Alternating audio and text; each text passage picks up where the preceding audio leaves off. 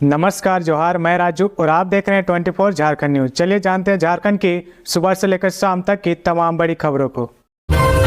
झारखंड से अयोध्या का सफर हुआ आसान। इस दिन से चलेंगी आस्था स्पेशल ट्रेन। टाटा नगर से अयोध्या के लिए 29 जनवरी और 19 फरवरी को आस्था स्पेशल ट्रेन रवाना होगी। इसमें आईसीएफ कोच के 12 स्लीपर बोगियां होंगी जो 758 किलोमीटर यात्रा को 15 घंटे में पूरा करेंगी। यह ट्रेन टाटा नगर से रात 11:50 पर रवाना होकर 12:50 पर चांडिल, रात 1:45 पर पुरुलिया, सुबह 3:10 पर बोकारो स्टील सिटी होते हुए राजाबेड़ा, गोमो, कोडरमा, गया, डेहरी ऑन सोन, सहरसा राम, दीनदयाल उपाध्याय, वाराणसी, जौनपुर, अकबरपुर होते हुए दूसरे दिन की सुबह 3:20 पर अयोध्या पहुंचेगी। वहीं डाउन ट्रेन सुबह 8 बजे अयोध्या से रवाना होकर रात 11 बजे टाटा नगर पहुंचेगी। टाटा नगर के अलावा बोकारो स्टील सिटी से 5 व 26 फरवरी को, रांची से 12 फरवरी को व बालासोर से 16 फरवरी को आस्था स्पेशल ट्रेन रवाना होगी।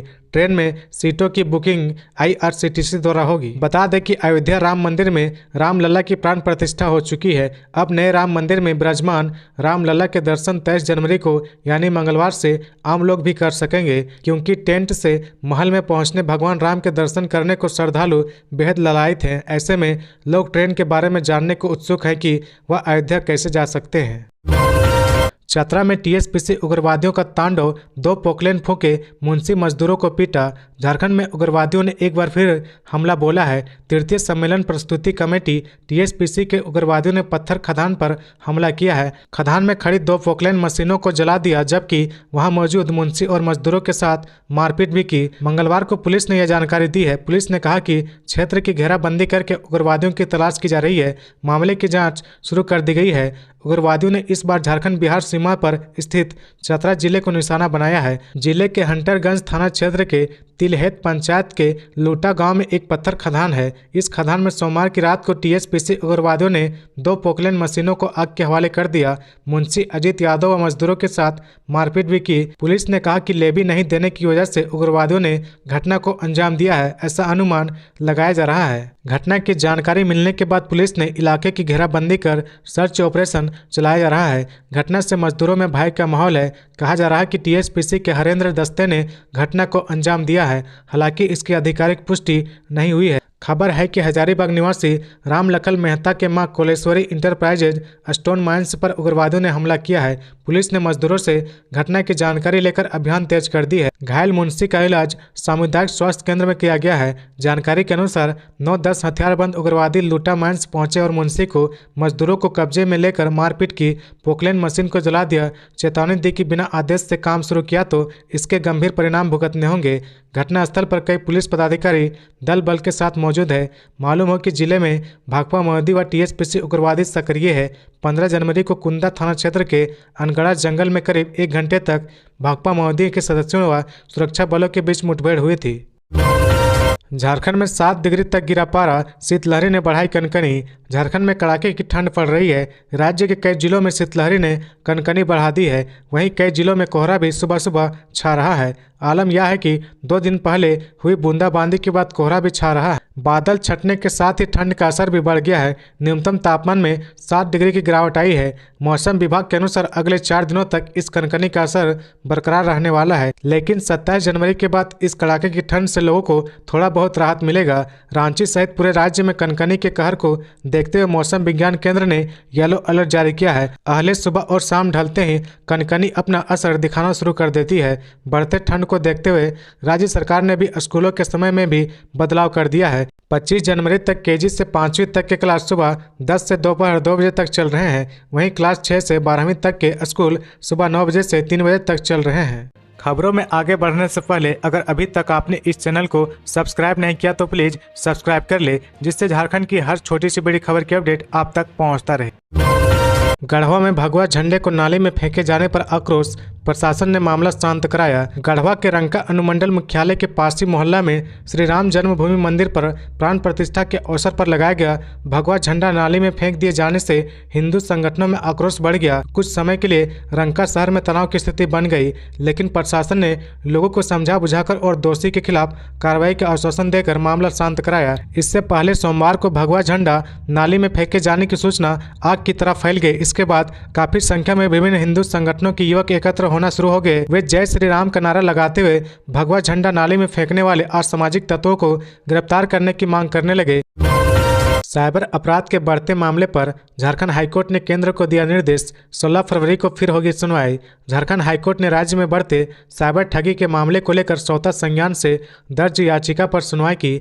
Acting chief justice S Chandrashekhar व जस्टिस अनुभव रावत चौधरी की खंडपीठ ने सुनवाई के दौरान राज्य सरकार को केंद्र सरकार का पक्ष सुना। खंडपीठ ने केंद्र सरकार को साइबर फ्रॉड के शिकार लोगों के पैसे की वापसी के संबंध में स्टैंडर्ड ऑपरेटिंग प्रोसीजर SOP प्रस्तुत करने को कहा है। मामले की अगली सुनवाई 16 फरवरी को होगी।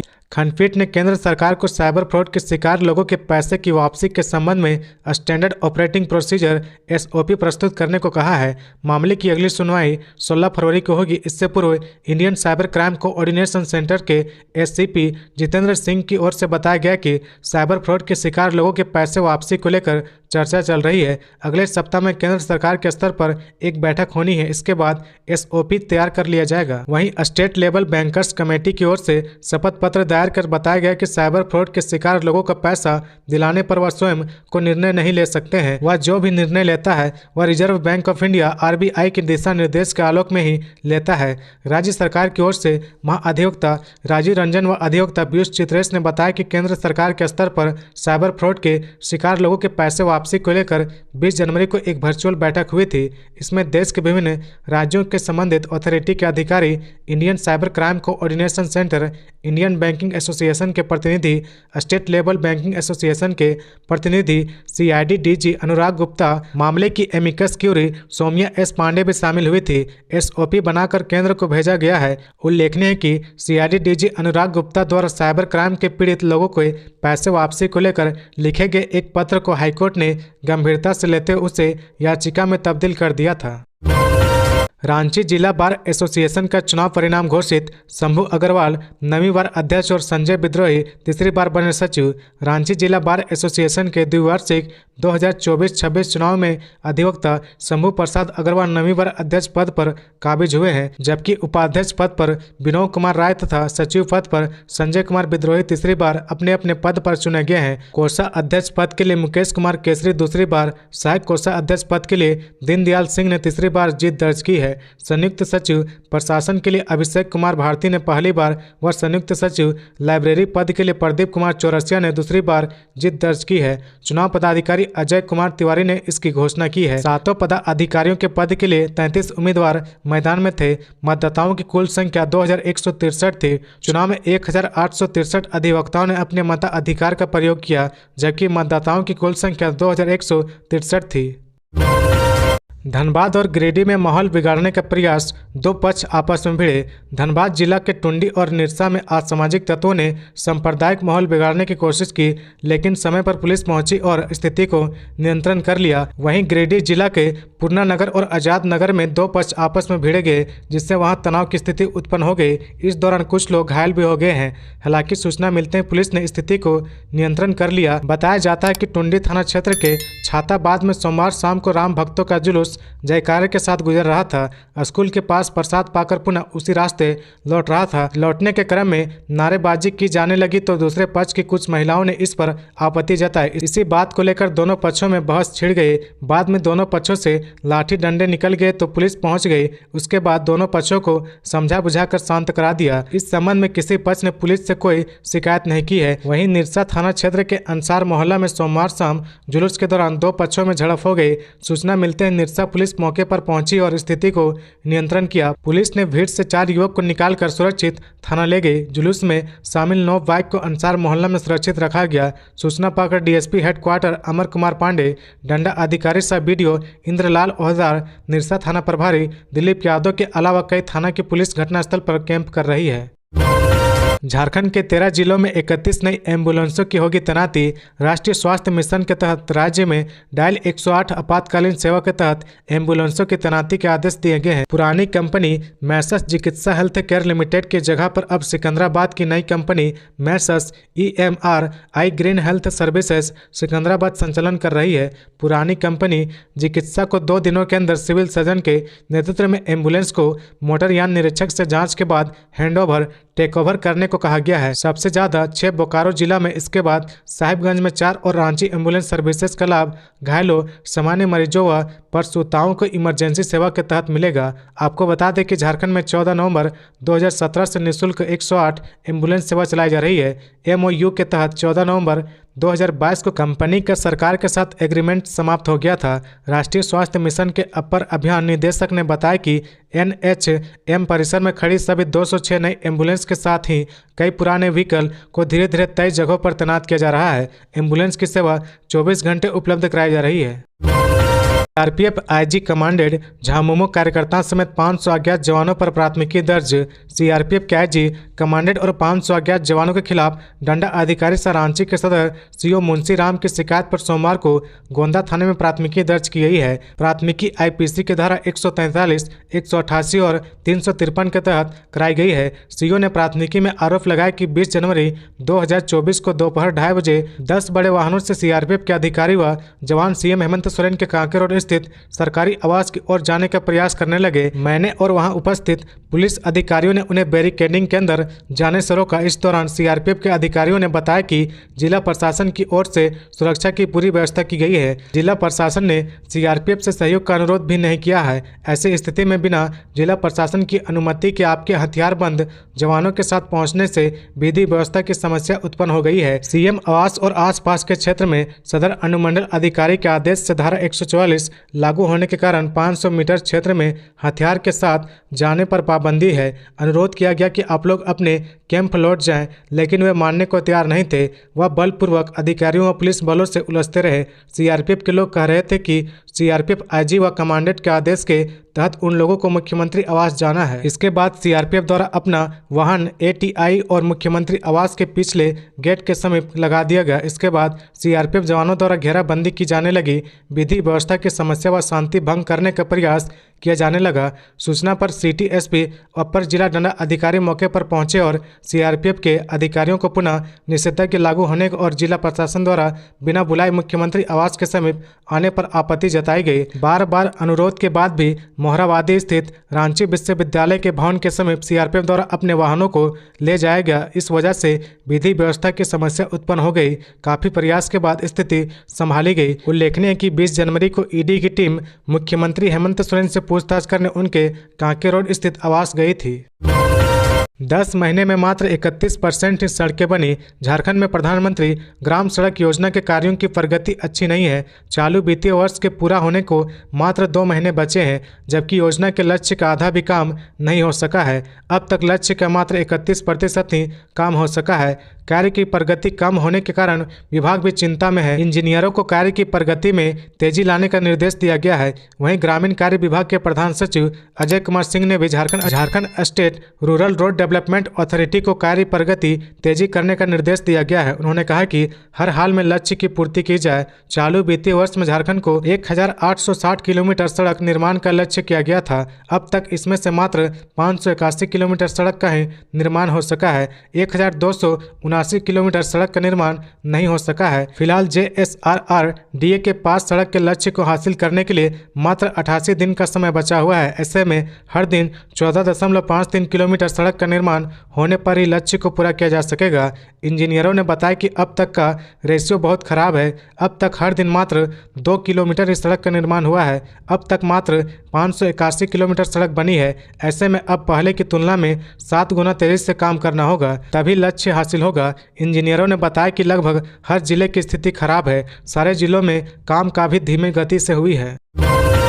लोकसभा चुनाव 2024 की तैयारी शुरू। झारखंड में मतदाता सूची जारी। भारत निर्वाचन आयोग के द्वारा पूर्व निर्धारित समय सारणी के अनुरूप झारखंड राज्य अंतर्गत मतदाता सूची का अंतिम प्रकाशन कर दिया गया है। मुख्य निर्वाचन पदाधिकारी के रवि कुमार ने बताया कि सोमवार को सभी मतदान केंद्रों में मतदाता सूची का प्रकाशन किया गया है। उक्त मतदाता सूची निर्वाचन से जुड़े राज्य के महत्वपूर्ण कार्यालयों में भी मतदाताओं को देखने के लिए उपलब्ध है। लोग चाहे तो वह CEO झारखंड की वेबसाइट पर भी नव प्रकाशित मतदाता सूची को देख सकते हैं। सोमवार को जारी की गई सूची को लेकर मुख्य निर्वाचन पदाधिकारी उन्होंने राज्य के मतदाताओं से अपील की कि वे अपना नाम इस अद्यतन मतदाता सूची में जरूर चेक कर ले। किसी भी कारण यदि कोई विसंगति हो तो इसे अविलंब अपने BLO या अपने संबंधित निर्वाचन निबंधन कार्यालय को सूचित करें। वे अपना नाम इस अद्यतन मतदाता सूची में जरूर चेक कर ले। किसी भी कारण यदि कोई विसंगति हुई हो तो इसे अविलंब अपने BLO या अपने संबंधित निर्वाचन निबंधन कार्यालय को सूचित करे।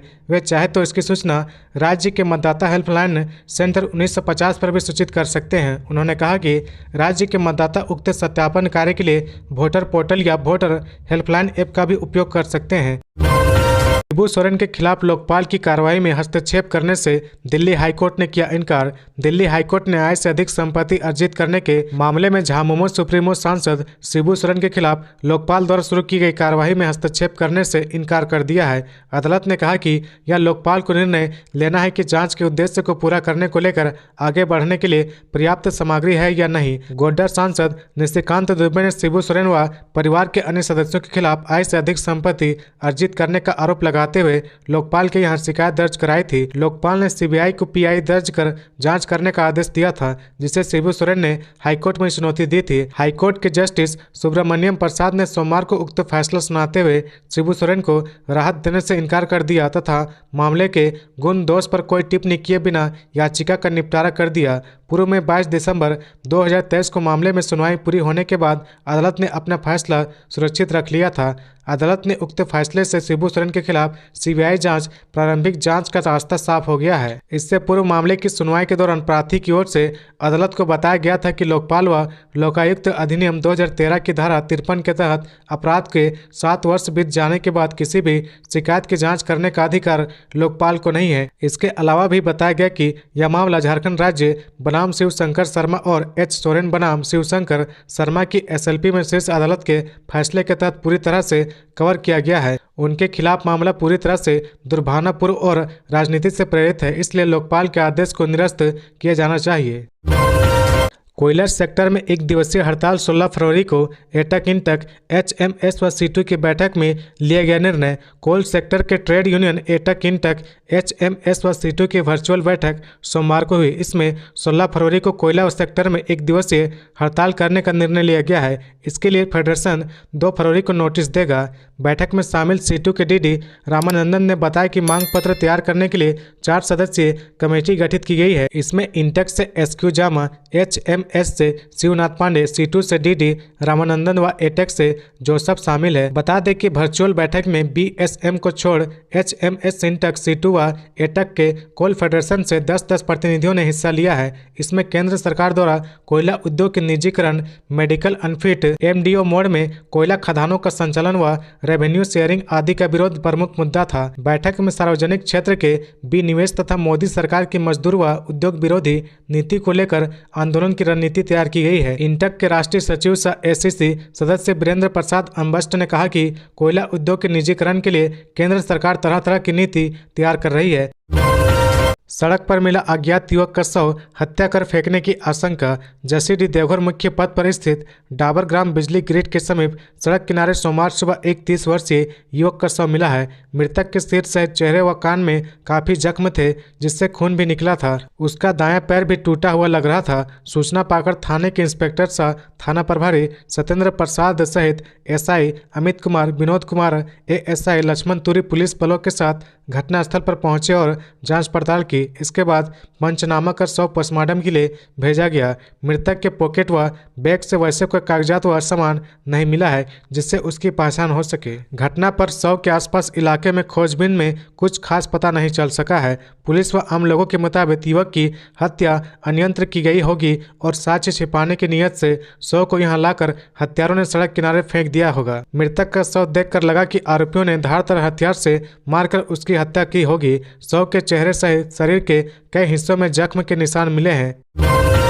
टाटा वर्कर्स यूनियन चुनाव में निर्वाचन क्षेत्र पर 44 आपत्तियां दर्ज। टाटा वर्कर्स यूनियन के चुनाव में आपत्तियों की बाढ़ आ गई है। 214 निर्वाचन क्षेत्रों में से 44 निर्वाचन क्षेत्रों के निर्धारण में आपत्ति दर्ज कराई गई है। सोमवार को निर्वाचन क्षेत्र पर दावा और आपत्ति दाखिल किया गया। शाम 7 बजे तक लोगों ने अपनी आपत्ति दर्ज कराई। विभिन्न निर्वाचन क्षेत्रों से कुल 44 दावा आपत्ति दाखिल किए गए हैं। ट्यूब डिवीजन के निर्वाचन क्षेत्र संख्या 158 से 3 आपत्ति दाखिल किया गया है। इसमें मेन पावर की संख्या को लेकर आपत्ति की गई है। अधिकांश आपत्तियों में कहा गया कि सेक्शन में मेन पावर को दूसरे जगह दिखाया गया है। अब मंगलवार को दाखिल किए गए सभी दावा और आपत्ति पर चुनाव पदाधिकारी व उप समिति समीक्षा करेगी। समीक्षा के उपरांत दावा या आपत्ति उचित पाए जाने पर उसमें सुधार करेगा। सुधार करने के पश्चात दोपहर 2 बजे तक निर्वाचन क्षेत्र का अंतिम सूची प्रकाशित कर दी जाएगी। रात 7 बजे तक मतदाता सूची का प्रकाशन भी चुनाव क्षेत्र अनुसार कर दिया जाएगा। विरोध करने वाले अधिकतर लोग पूर्व में कमेटी मेंबर का चुनाव में हारे हुए हैं। मंगलवार को आपत्तियों के निस्तारण को लेकर बैठक होगी। इसके बाद इसको मंजूरी दी जाएगी। फाइनल सूची जारी की जाएगी। कई सीटों में बड़े बदलाव किए गए हैं। पिलेट प्लांट के कमेटी मेंबर संजय सिंह को राहत देने के लिए वहां सेक्शन के आधार पर 3 सीट बनाया गया है। सेंटर प्लांट में संतोष पांडे और पूर्व उपाध्यक्ष शिवशेष वर्मा पहले एक साथ चुनाव लड़े थे। इस बार सीट अलग अलग कर दिया गया है ताकि उनकी जीत सुनिश्चित हो सके। ट्यूब डिवीजन और सीआरएम में बड़ा बदलाव होना था, कोई बदलाव नहीं किया गया है। इसके अलावा कोक प्लांट के कमेटी मेंबर और पूर्व डिप्टी प्रेसिडेंट अरविंद पांडे की भी सीट को बदलने की तैयारी की जा रही है। तो ये थी आज की झारखंड की टॉप बड़ी खबरें। इसी तरह झारखंड की हर छोटी सी बड़ी खबर देखने के लिए आप हमारे चैनल 24 झारखंड न्यूज को सब्सक्राइब करके बेल आइकन प्रेस कर ले, जिससे झारखंड की हर छोटी सी बड़ी खबर की अपडेट आप तक पहुंचता रहे। तो आज के लिए बस इतना ही। हमें दीजिए इजाजत, फिर मिलते हैं नेक्स्ट न्यूज में।